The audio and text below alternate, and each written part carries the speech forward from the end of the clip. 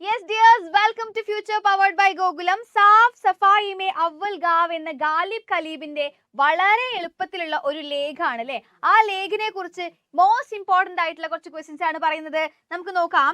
Asia K Sabse SAFF സുധരാ ഗാവ് മാവ്ലിംഗ് നോങ് Meghalaya may ഹെ. അപ്പൊ ഇവിടെ നമുക്ക് പ്രതീക്ഷിക്കാവുന്ന ചോദ്യം എന്താണ് അല്ലേ? മേഘാലയയിലാണ്. എവിടെയാണ് മാവ്ലിംഗ് നോങ് സ്ഥിതി ചെയ്യുന്നത്? എവിടെയാണ്? മേഘാലയയിലാണ്.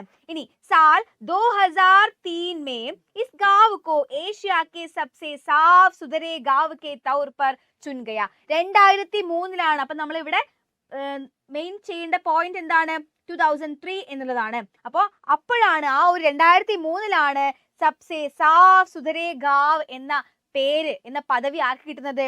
മാവ്ലിംഗ് നോങ്ങിന് കിട്ടുന്നത് അല്ലേ. നോക്കൂ, ഇസ് ഗാവ് की सबसे बड़ी खासियत यह है कि यहाँ की सारी साफ सफाई गाँव वाले खुद ही करते हैं. അവിടുത്തെ ഏറ്റവും പ്രത്യേകത എന്താന്ന് വെച്ചാൽ അവിടുത്തെ ആളുകൾ തന്നെയാണ് അവിടെ വൃത്തിയാക്കുന്നതും അല്ലേ. स्वच्छता के लिए यहाँ के लोग किसी तरह से प्रशासन पर निर्भर नहीं है. അവിടെ ശുചിത്വത്തിന് വേണ്ടിയിട്ട് ആരും തന്നെ ഭരണാധികാരികളെ അല്ലെങ്കിൽ ഭരണത്തെ എന്ത് ചെയ്യാറില്ല? ആശ്രയിക്കാറില്ല.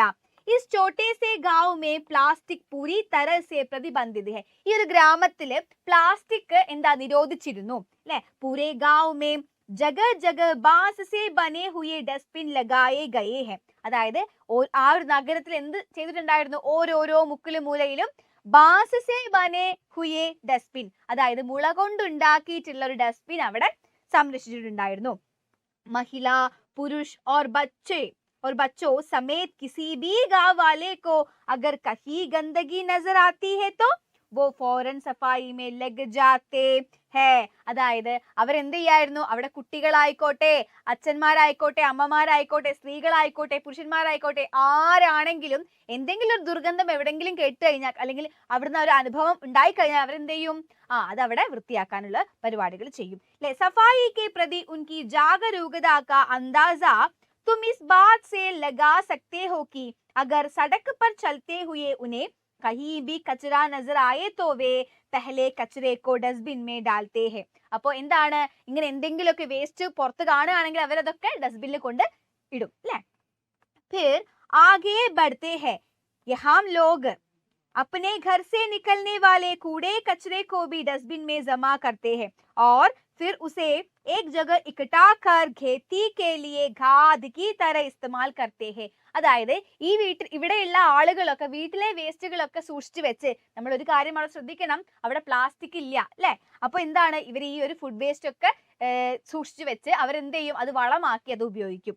ऐसा कहा जाता है कि 130 साल पहले इस गांव को हैजे की बीमारी ने बुरी तरह से जकड़ लिया था.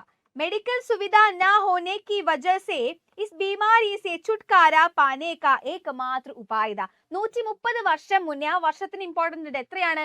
130 വർഷങ്ങൾക്ക് മുന്നേ ഇവിടെ എന്ത് വന്നു? ഹേജെ, അതായത് കോളറ വന്നു. ഹേജെ എന്ന വാക്കിന്റെ അർത്ഥം എന്താണ്? കോളറയാണ് അല്ലെ. അപ്പൊ കോളറ വന്നു. അവിടെ അന്നത്തെ കാലത്ത് മെഡിക്കൽ സുവിധകൾ ഒന്നും ഉണ്ടായിരുന്നില്ല. അന്ന് പൂർവജന്മാര് കണ്ടുപിടിച്ച ഒരു കാര്യമായിരുന്നു സഫായി കർണ.